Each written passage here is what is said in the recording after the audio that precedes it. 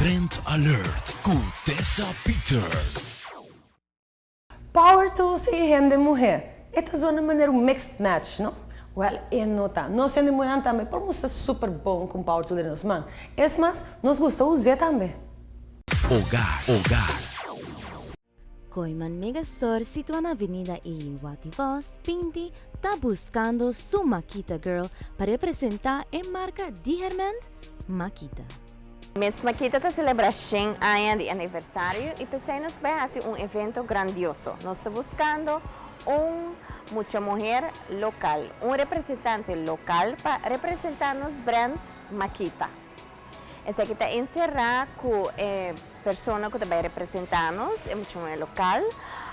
Também encerrada com também tem contrato conosco para 1 ou 2 anos. A Miss Makita não somente mestre tem looks, pero também é o mestre por promover e manejar a Makita Tools.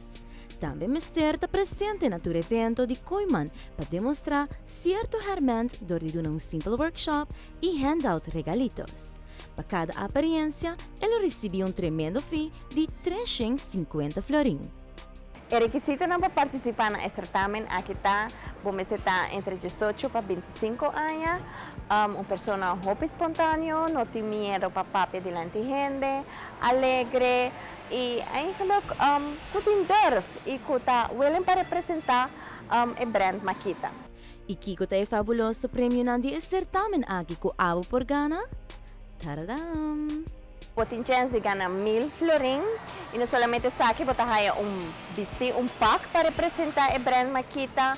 Você vai estar no evento na presente e você vai estar a cara de Makita. A feliz ganadora lo guarda anunciar durante o Father's Day Live Event, já sábado, dia 13 de junho.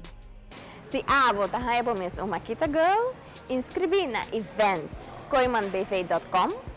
Of like nos Facebook page e inbox-nos e nos lo contestamos. Registrar a um mês, passou abo no quer queda fo de tremendo certamen aqui. Hogar.